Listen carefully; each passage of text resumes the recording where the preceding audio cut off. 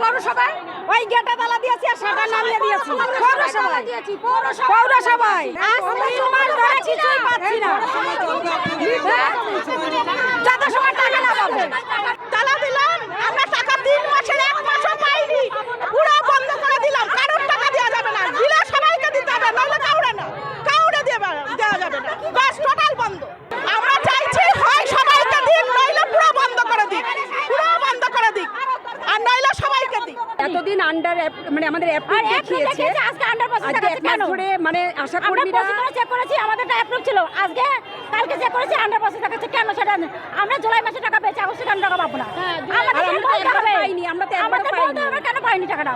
সরকার তো বলছে একটু ধৈর্য ধরতে, কতদিন 3 মাস ধরে কাছে জমা দিচ্ছি, কতবার জমা দেবো? ভাঙচুর করে পৌরসভা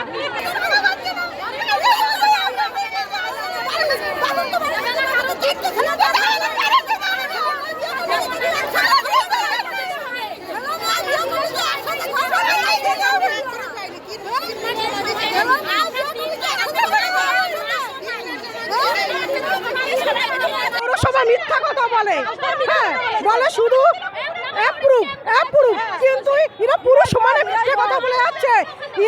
এরা মেনশন করে পাঠাচ্ছে টাকা সিলেট ওখান থেকে হচ্ছে, কিন্তু আমাদের পরে আমরা কেন পেলাম না? আমরা কেন যোগ্য হয়ে পেলাম না? সব অযোগ্যরা কেন পাচ্ছে? পুরো মিথ্যা কথা, আমরা সব বঞ্চিত হয়েছি, আমরা একটা টাকা পাইনি।